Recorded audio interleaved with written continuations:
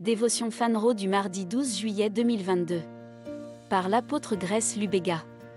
Titre: L'intercesseur efficace partie 1. Romains 8 verset 27 KJV.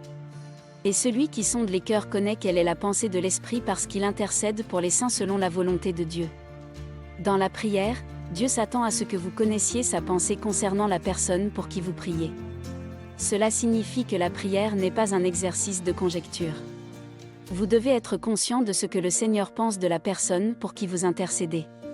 Comment connaissez-vous la pensée de Dieu dans ce cas? Vous pouvez mieux connaître sa pensée lorsqu'il vous révèle le cœur de cette personne ou de ces personnes. Cette révélation est ce qui fait de tout chrétien qui prie un intercesseur efficace.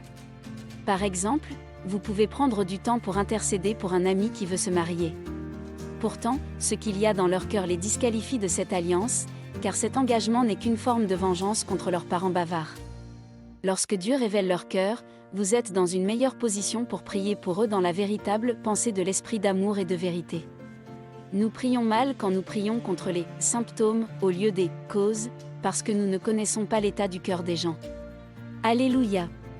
Étude complémentaire, Jérémie 17 verset 10, 1 Jean 5 verset 14 à 15.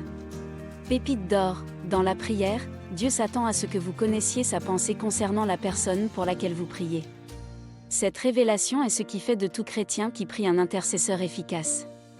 Prière, mon Père bien-aimé, je te remercie pour cette sagesse. Merci car cela définit l'efficacité de ma prière.